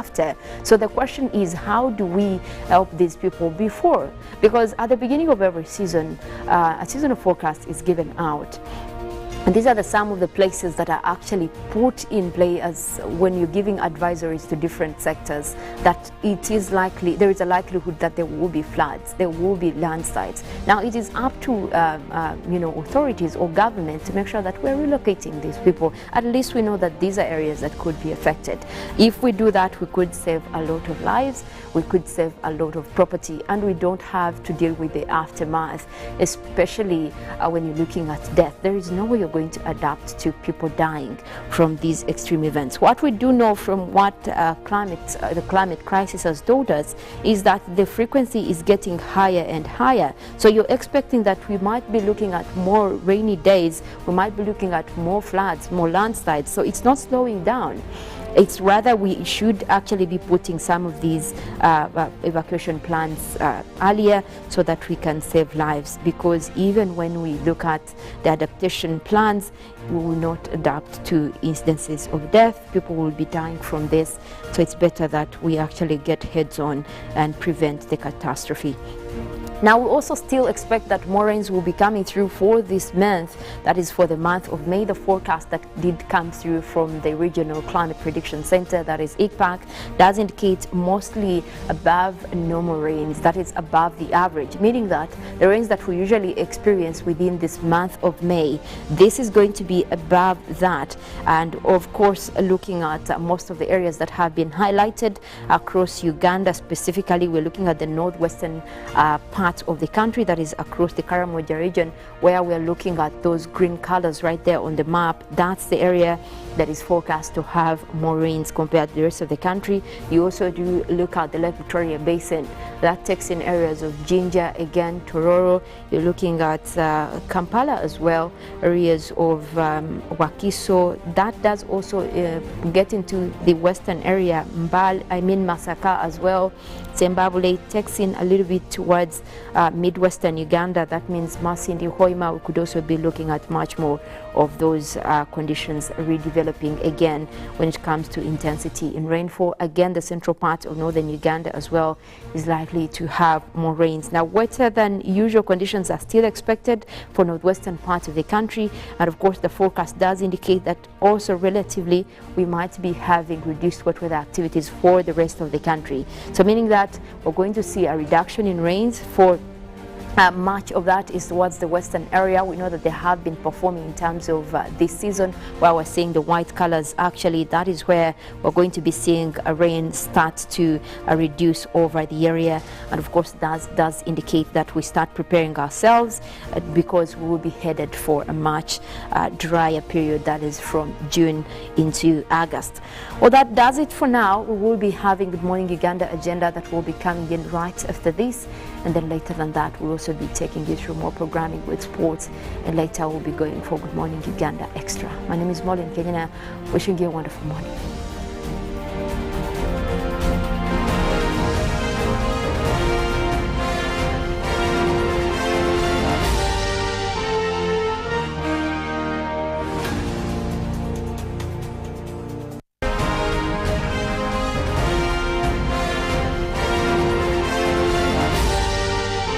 This is Good Morning Uganda.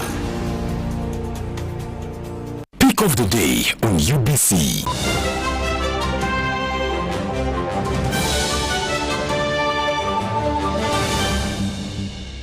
Was brought to you by Get away with MTN Momo Advance. Momo Advance tops up your Momo to complete your transactions. Dial star 165 star 5 star 3 hash to apply. MTN Momo Advance is always available when you need it. When you talk about our motherland Uganda, the Pearl of Africa, you cannot fail to smile because of the smile that fills the faces of the citizens. Our nice good weather and nature that sustains us all, that enables us all to continue each in their own way, because we are all different even according to each individual's work. But what joins us to become one person is the sweetness from the flavored drink Alleluia Jingati drink and Alleluia Tamarind drink. The flavor that quenches your thirst while at the same time treating and healing your body, because it is 100% natural. Enjoy the drink that has got the tamarind juice in it. Made by Alleluia Reflexology, Healthy Solutions and Nutritional Research Center Limited. Get yourself a bottle of Alleluia from all shops around. The Tales of Kasozi, brought to you by Uganda Communications Commission. Hello? Hello? This is Kasozi. How can I help you? Hey, Kasozi, my brother. Long time. We last met when we were at campus. It's been a while, but you are the person I'm looking for. Campus? Really? Hey, you don't remember me? Okay, so how can I help you? I'm stuck in Gulu making millions, and I need to urgently send money to my sick mother. But I can't find any mobile money agent near me. I've sent the money to your phone, as you can see the message. It might take a few minutes to come through, but I urgently need you to send the money to my mother. Let me send you her number, and you send it to her chap. My friend, I'm afraid your mom is going to die. What? Because I don't know you, I never went to campus, and I'm also in Gulu. So can we meet at CPS? We talk about it.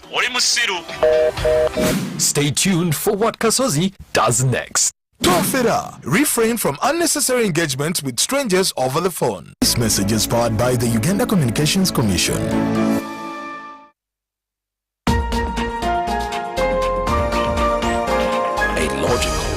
Deeper conversation. How many teachers in Uganda did you consult? But there's a mistake we are making. Which is good. Which is good. Which is good. Which is good. We went to this school, we ran to Western, we ran to Northern, we ran, then you come. Isn't that an achievement? Objective and non-partisan. Honorable Minister, there were a number of points. I want to start with you. Straight from the hearts of open-minded men and women. Money tends to move faster at night.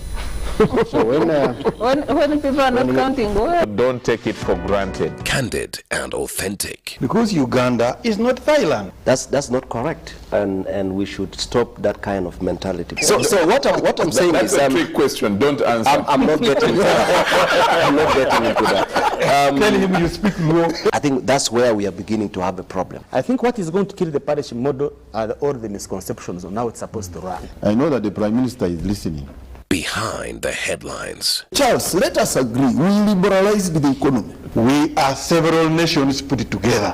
Why don't you appreciate that? What if it fails? I'm happy. And he's a good lawyer because Amin is not in power. The parish development committee is functional. It is there. That there is a parish chief, that the beneficiary is doing. So we look at expenditure.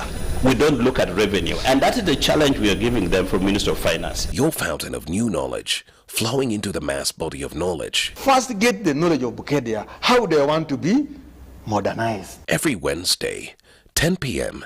on your public broadcaster. You return money to the treasury, which is meant for the people. UBC, inspiring Uganda.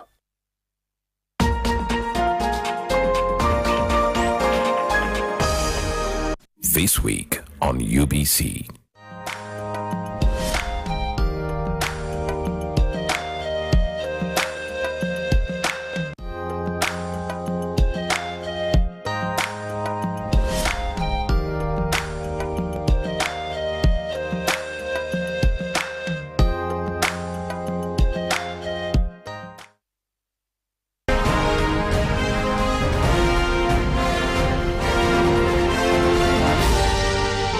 This is Good Morning Uganda.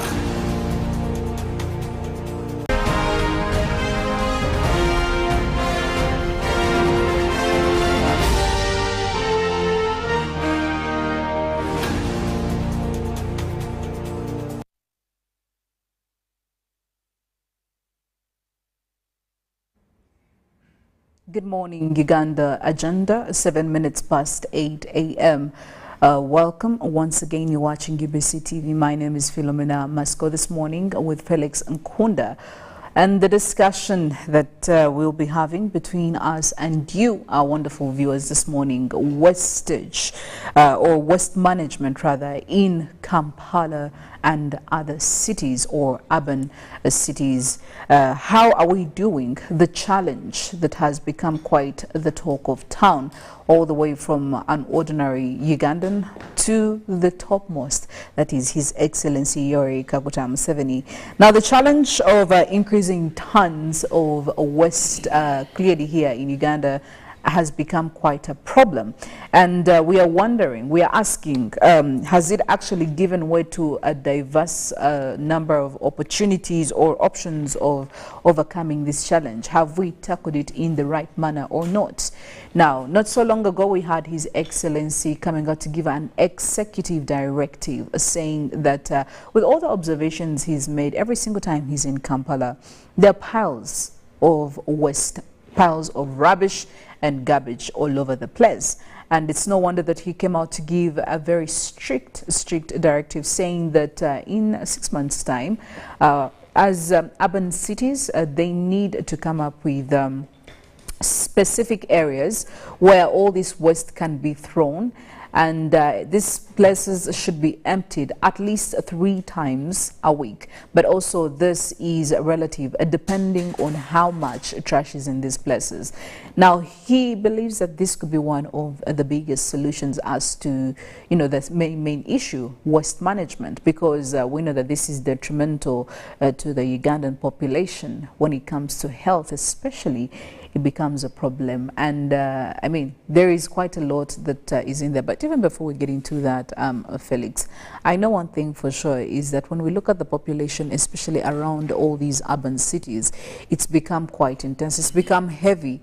I know that because of that, there is definitely, if we don't have standardized forms of getting rid of waste, we are going to continue facing these issues. But in your opinion, again, what do you think we are looking at this? Why is this becoming a serious problem? And I mean, surprisingly, it's not only this year, even last year, this conversation started popping up where we were coming across issues, this specific issue, waste management here and there. I can guarantee you, Felix, by the time you leave this place to your home, you would have probably come across areas where trash is not supposed to be, but you're seeing stocks and piles of it. Yes, you see, there's something you mentioned that is due respect by when you said Philomena, that the number yes. That's the desire. Yes, the population growing high. Yes. Because with the influx in population, definitely. Okay, nice. So we get excited. There's an influx in population, but not the reverse. The challenge are not the people. The challenge are the systems, as you said. This whole thing of rubbish has been handled either the people are if they're not mediocres, then the way they handle matters is the one which is mediocre. Yes. Let me tell you, I don't know, some of you did not study in these institutions. Well, as of course we're still talking about all these trash and waste management, we do encourage you to let us know how best do you think we can handle waste, how best can we manage waste and garbage, especially around the urban centers. Let us know, because I believe this is a collective, it's something that we can all talk about and probably come up with collective ideas. Well, as I say, yes. So call glitch somewhere, and probably it was because of also the no, it could have been. Could have been. It affects us in all ways. But what I was saying, Philomena, earlier was that the reality is that the people can't be the problem. Probably it is the individuals. And I was trying to give you a reminder, when you are in primary, okay, let's start with what are other countries doing? What are other countries doing for rubbish? In the 21st century, there is no country that is struggling with rubbish. We can struggle with disposal. Yes. Those are different things. But handling waste is no longer a problem in the first world country. Yes. Let's be serious. The problem with some of our leaders, they are villagers. They banachalo, like they don't know what the world is. No wonder most of them, when you see councillors and mayors being taken abroad for bed, don't quarrel. Poor women and men, let them go. These are villagers. We don't quarrel about that, Felix. We quarrel that they go and they learn nothing. Yes, and they don't. That could be the problem. That is why we make noise about it. They need the orientation they need is to shake off the villagism in them. That's the problem. You bring people here. For example, how do you get a town like Kampala, a capital city? It is important for us to know who's going to be the mayor, who's the councillor, who from the politics, what is the exposure level, who does the mayor know internationally? Honestly, does he attend the International Mayors Conference that happens in New York, in Glasgow? But these mayors of yours, and I have nothing against the mayors, I'm just, we need the right caliber of leaders. And that's why you struggle with rubbish. Because you have villagers in these positions. But in the 21st century, in this country like Uganda, you can't tell me you still struggle with how we handle waste. Polythene paper. Why do you still use polythene paper? Let's start there. What are the alternatives? You can't say that you have a problem of disposal of natural waste.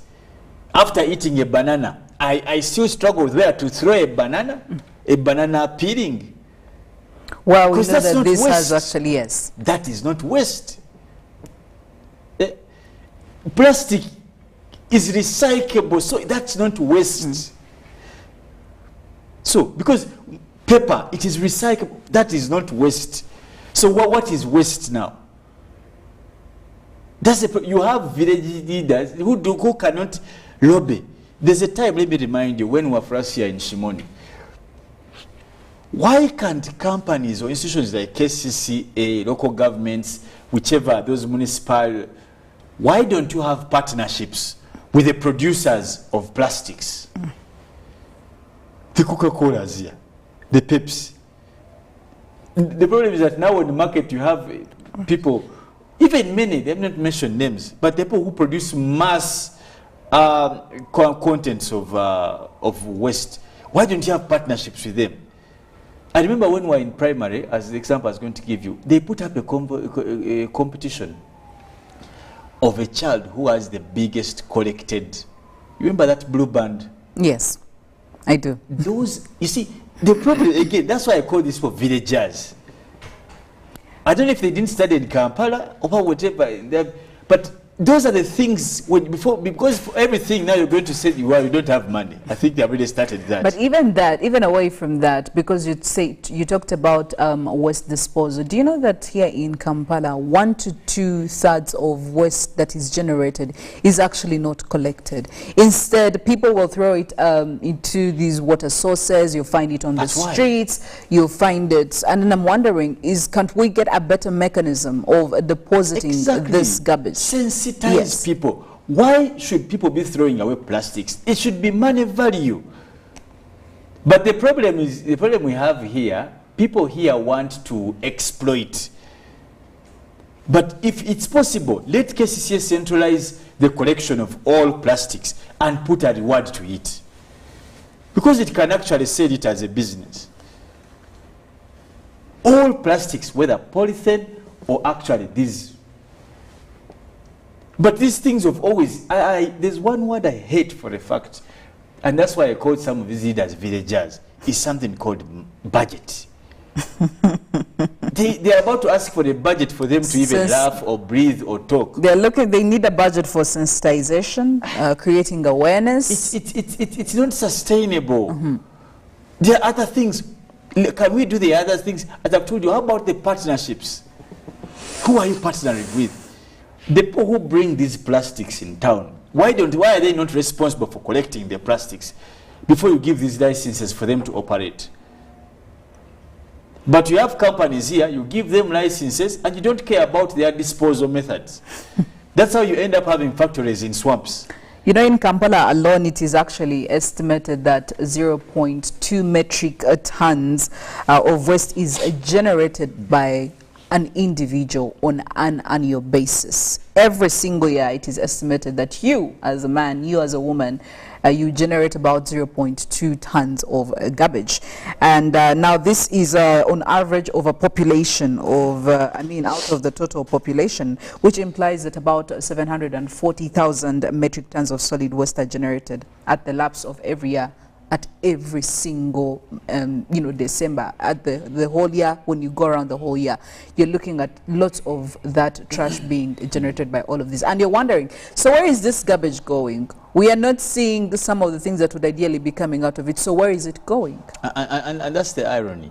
If you've been to a place called Chitezi, the land site where they do deposits, yes, you'll be surprised. It is money you're looking at. No wonder along the way to that place, there are many businesses, people who collect metals, scrap, plastics. Now, why are these are small scale? Small scale.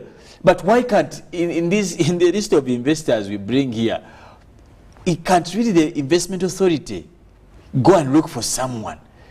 You see, even and that's a thing that I struggle when I tell you about educated people, how useless they are.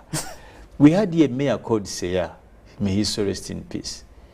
That man at least tried to do the issue of rubbish. I remember even him struggling to put dustbins, which he put on even his names. And he was smart. He said where we have it's called a manhole cover, something like that. Yes. For him, he put on, covering that, he built a concrete dustbin. So that it can't be stolen, but also it is covering a pothole channel, a sewage channel, something down like that.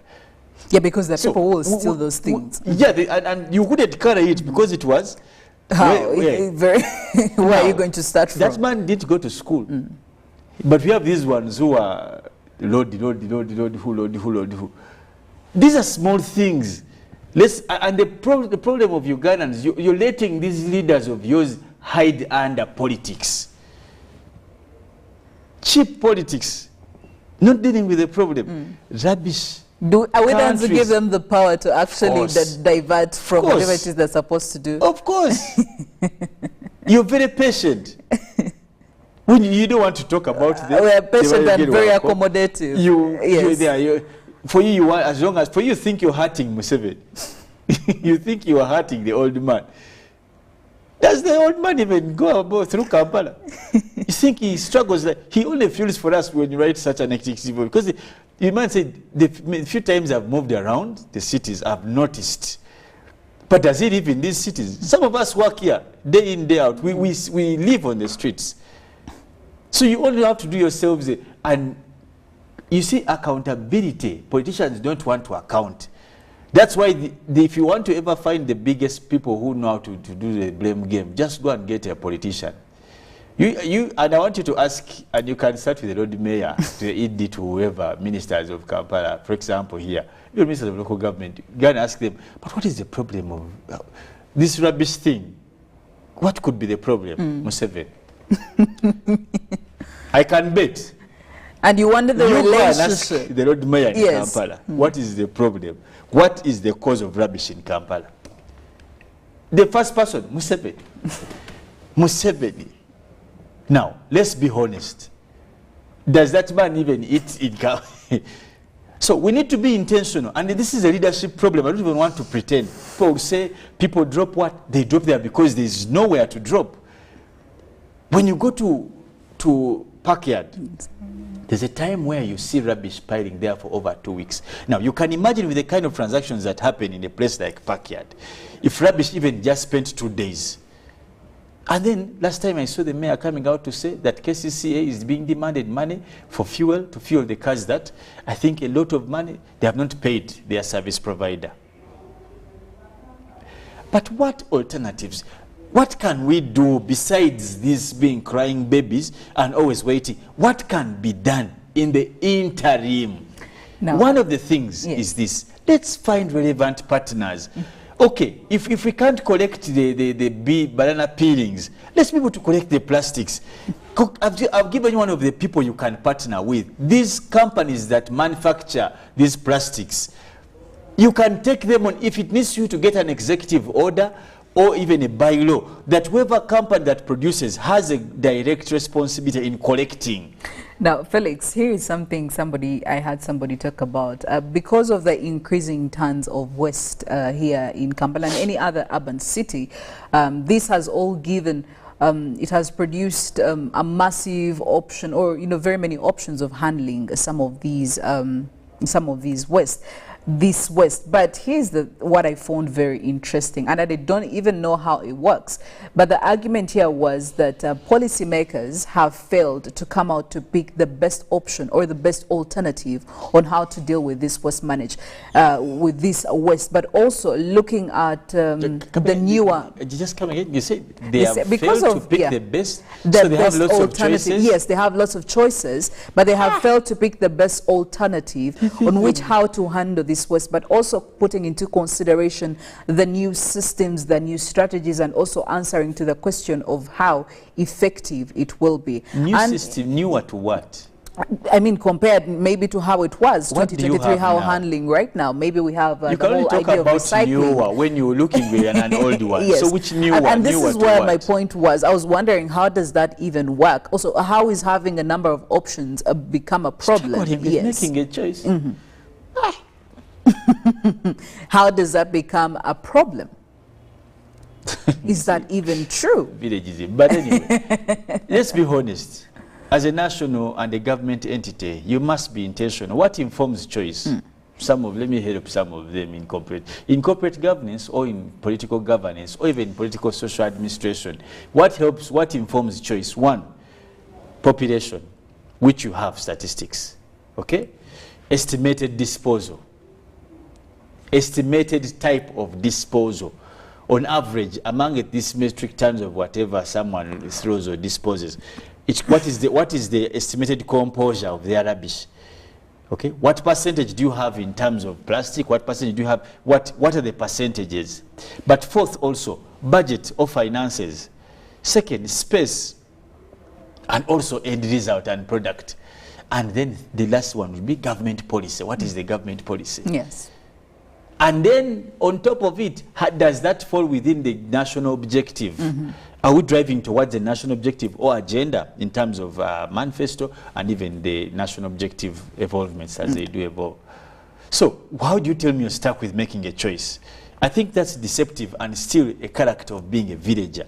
Because if you know these things, and that's the relevance of education sometimes, useful also intentional education, not just what we're not to call muwawa kusoma to fill space. Because you do research. Well, we can't be struggling with rubbish. Kampala is a modern city. Catherine here it has sober people. This city houses embassies, consulates. It houses top lawyers, top doctors. It houses diplomats. It houses parliament, the state house. It houses, all these, the high court. Well, Catherine Kampala, here. Just a quick one. Yes. Kampala is a product of over 50% of the national budget. You can't be kicking pampers and diapers on streets of Kampala. Every single morning and afternoon. You're there. Banana peelings. Catherine here says that this is not an issue that even we have to wait for authorities to deal with. It starts with the individuals. Very important to note that as much as we want to live in a healthy environment, we may as well try to start by cleaning it up ourselves without even getting into all of that. But I also have feedback here coming in from Elizabeth Mawanda, and she says she says the policymakers, I think, haven't understood the concept of what a clean city is. It's no wonder that they're struggling even with the smallest issues like waste management. Like Felix said, in this new era, we shouldn't be dealing with waste management as a problem. It should come as an advantage. I think she said it right. It should be an advantage. We need to use it to our own advantage. Let me tell you, and I'm sorry, I'm not the kind of person who likes to use countries, but I'm forced to. I traveled to a country called Rwanda. I'm sorry, I'm going to use that country. What I saw, I was surprised. On the streets, rubbish collection. I was surprised in some parts of Kigali. Smelling fresh. My dear. There are parts around here, Kampala, where The roads, you go through I didn't see a pothole in Kigali.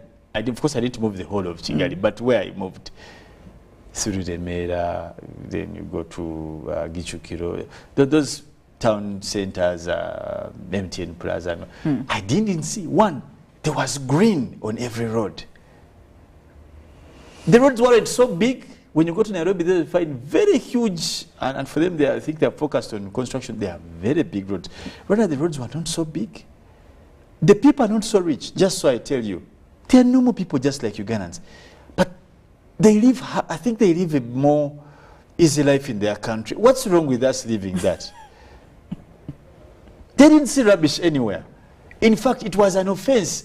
A person will tell you, you buy, and they will orient you from the border or the airport. They tell you who we are, what we live for, and what our country is. If you can't fit in what there is a traffic camera. I struggled with those cameras when you're driving. The Ugandanness in you the man will tell me all the time. Camera is there. So everything you do, there's someone watching you, and it's part of enforcement. Kampala, this beautiful city, the hub of billionaires and multi-trillionaires. We have over 1,500 billionaires, yes. You cannot tell me we can't afford these systems. In these countries where you see a taxi man driving on the pavers, and you see you're talking about rubbish, you know, someone chews and just throws.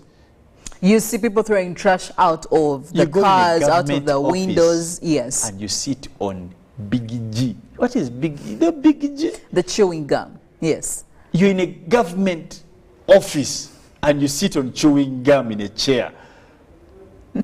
Who put it there? It's like, what's happening?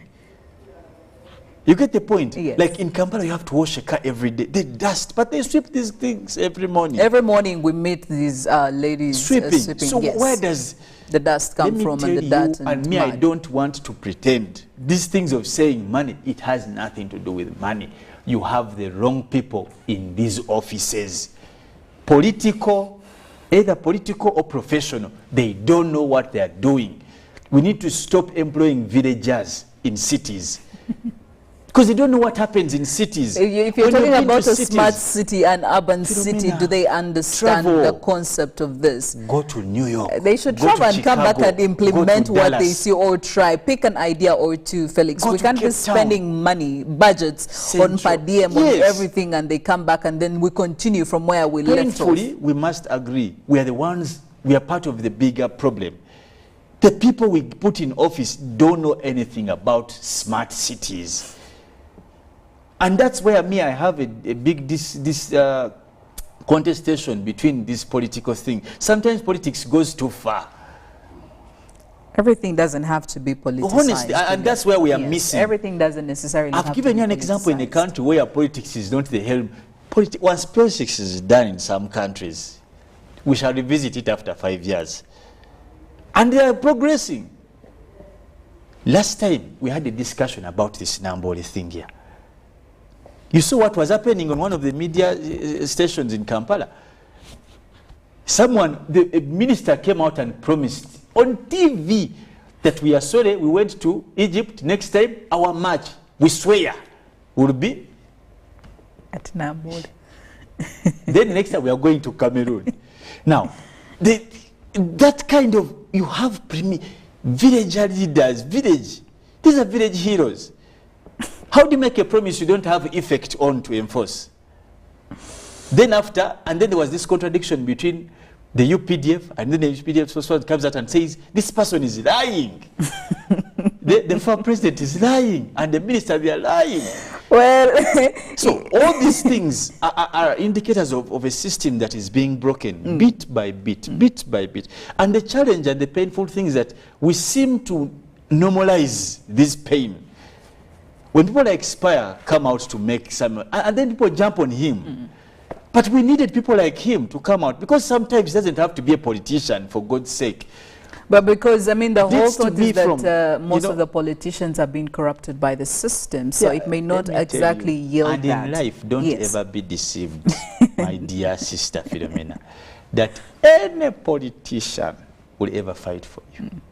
That one, I want to give it to you as a token Listen, for life. You don't believe, you're not the only one, because I have somebody here who is saying, Owen from Bale City, saying leaders are after their needs, not the love of the country. So we need to get that. Ibrahim says our leaders copy nothing whenever they visit other countries. They just go for honeymoon. And I do have Ewumu Bernard saying that Waste management, we have policies, but our problem is weak policy enforcement mechanisms, policy financing mechanisms, and coordination mechanisms. All of that, all of these are actually questionable here in Uganda. And it's true, when you look at the enforcement mechanisms, the policy financing, even coordination mechanisms, even when the finances, by the way, are there, coordinating those finances is always the biggest problem. Do you know why the coordination is a problem? Because you have your villagers in it. Yeah. Do you see what the Ministry of Transport did when it came to permits? They just went and got a foreign, sorted. You'll never hear of issues of driving licenses ever again in your life as long as those... Same thing. Get someone, just tender them or rubbish. Since the Ugandan people have just failed to do that. You leave this in Abugabo, with these boys on the top of the cars, abusing people, throwing rubbish.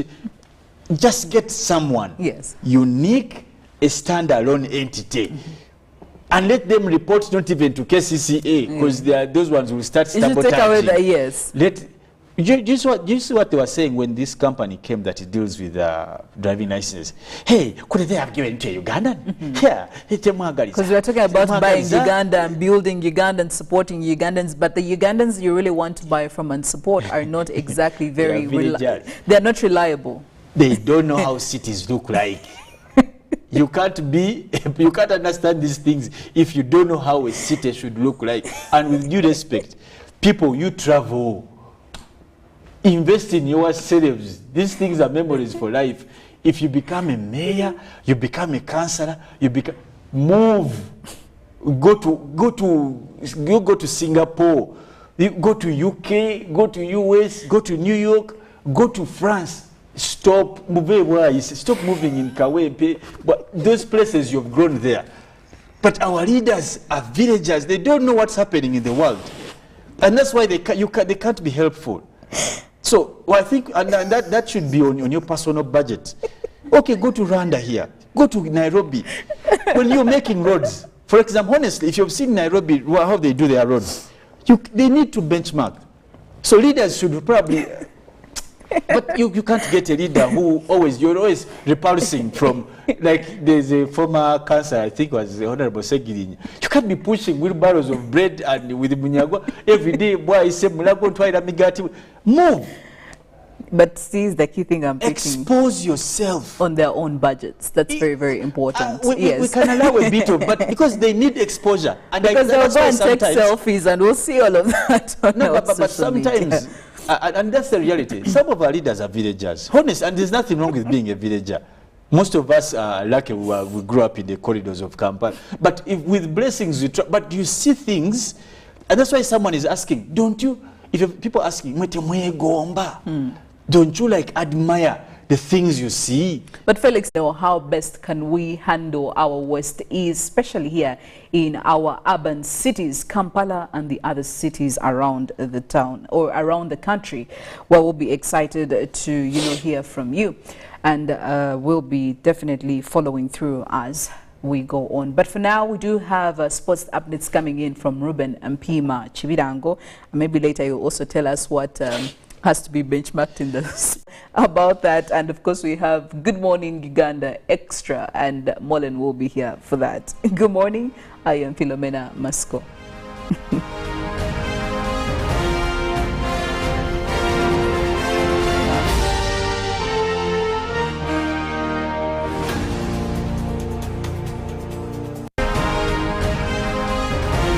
Even according to each individual's work.